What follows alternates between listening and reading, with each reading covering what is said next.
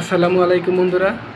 2050 সাল নাগাদ মালদ্বীপের অনেক অংশ ডুবে যাবে। বর্তমানে মালদ্বীপের অনেকগুলো দ্বীপ ডুবে গেছে। মালদ্বীপে প্রায় হাজারখানিক দ্বীপ নিয়ে একটি রাষ্ট্র গঠিত, ছোট একটি রাষ্ট্র। গবেষণায় দেখা গেছে সবচেয়ে ঝুঁকিপূর্ণ রাষ্ট্র হলো মালদ্বীপ।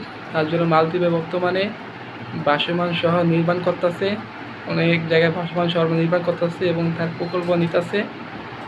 এবং ভবিষ্যতে মালদ্বীপের সাধারণ মানুষজন কই থাকবে তা নিয়ে ভাবনা চিন্তা করতেছে। আস্তে আস্তে পানির স্তর বাড়তেছে, নদীতে সাগরে আস্তে আস্তে পানি বাড়তেছে, প্রত্যেক বছর পানি বাড়তেছে। তার জন্য অনেক উপকূলীয় অঞ্চলগুলো ডুবে যাওয়ার সম্ভাবনা বেশি আছে। তার ভিতরে আছে বাংলাদেশে একটি গবেষণায় দেখা গেছে অনেক মানুষ ক্ষতি হবে। ভারতের উপকূল দিয়েও মানে যেসব উপকূলীয় অঞ্চল আছে ওগুলা ক্ষতিগ্রস্ত হওয়ার অনেক সম্ভাবনা বেশি।